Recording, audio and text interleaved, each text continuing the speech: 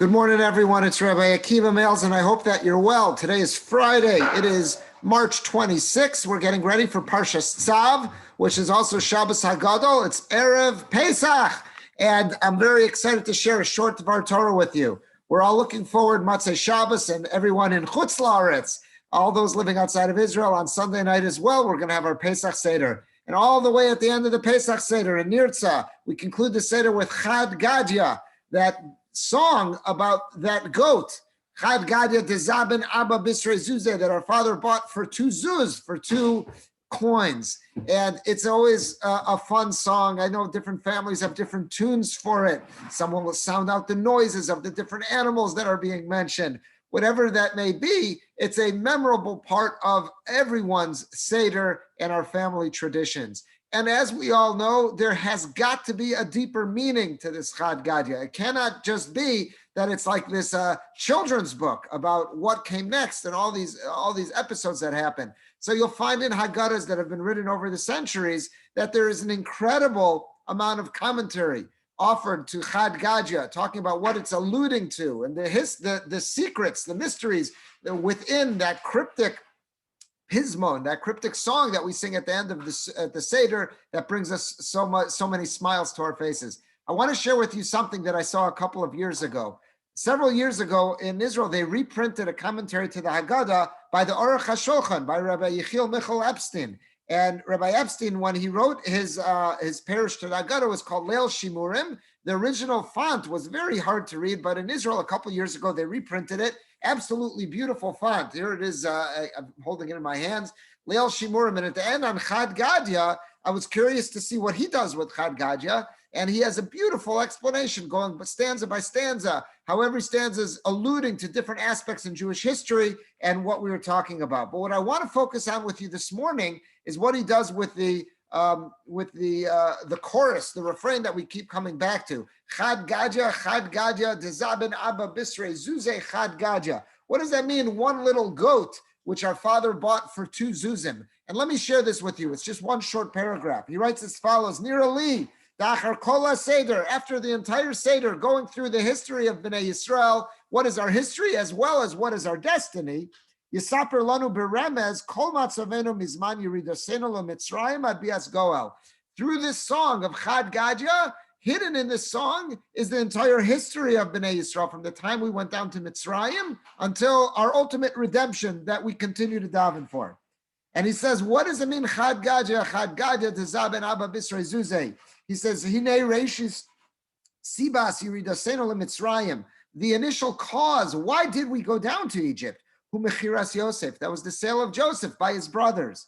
Sheshachto Siirizim, the Shvatim, after they sold him, they slaughtered a goat, Umachru Esrim Kesef, and he was sold for 20 silver pieces. Kamavur b'Torah, the Torah says straight out these incidents that he was sold, they shechted a goat, and they received these 20 pieces, these 20 coins for him. Vayu Asara Shvatim, if you think about it, there were 10 of the Shvatim who had a hand in this sale. Binyamin was not there, and obviously Yosef didn't have a hand in this, so 12 minus 2 is 10. So there was 10 Shvatim, and they received 20 pieces of silver. So if you do the math, how much did each Shevet receive? That comes out that every one of the Shvatim for the sale of Yosef received 2 coins. The Abba, and that term Abba, even though we always use that to mean father, in Aramaic it doesn't always have to mean father. Va'abahu lashon chashivus. Abba could also mean, aside from meaning father, it's a respectable title. And he brings proof to this. When Yosef is appointed the viceroy in Egypt, it says in the pasuk that everyone called before him when he would go out in his chariot, Avrech, Avrech. And the Targum there, Onkelos says, Av doesn't mean father. Av could mean a very close associate to the king. And then he also quotes in the Gemara that there are certain Rabbanim in the Gemara that are referred to with the title Abba. There's a famous Abba Shaul. Abba Shaul. Abba was a title of Chashivus. So he's saying, what are we saying? We say Tezabin Abba Bisrei Zuzeh. We're saying as follows. Zeu Shoma Reishis Hatzaros. We're saying all of our tzaros that began Shibud Mitzrayim. What got the ball rolling that we ended up down in Egypt, that we descended there, was Chad Gadya. It all came down to that goat. Dezaben Abba Bisrei Zuzeh, that goat that was slaughtered after Mechiras Yosef, that every one of the Shvatim received 2 zuzim for, 2 coins. Shekol echad machar adam gadol. Every one of the Shvatim had, aside from Binyamin, had a hand in selling that important fellow, that important person, Yosef, Bad Shnei Zuzim, and they all received as a profit 2 coins. U'misayim, and we keep coming back to this refrain, Chad Gadja, Klomar, what does that mean? Oy lanu, woe's to us, Masha Garma lanu agaja, oy, oy, oy, did that Gadja cause us problems? That whole episode of Mechiras Yosef, which culminated with that slaughter of the goat, oh, did that cause us problems? And that's how we ended up in Mitzrayim. And ultimately, what Chad Gadja, what goes on in that Pismon, in that Zemer, what happens is we talk about it. That's how our Tzoros began. What did we experience at each stage in Jewish history? And ultimately, how we look forward to that Geula. We look forward to the ultimate redemption. I found this fascinating for a number of reasons. But one thing especially is that we're aware of this concept that there are items that are hidden in plain sight. What does that mean? There are so many items that are in front of us day in, day out. We're looking at everyday occurrences and things which surround us. And all of a sudden, one day, Hashem opens our eyes and we realize, wow, there's something there I never realized before, but it's been in front of me this whole time. It was hidden in plain sight.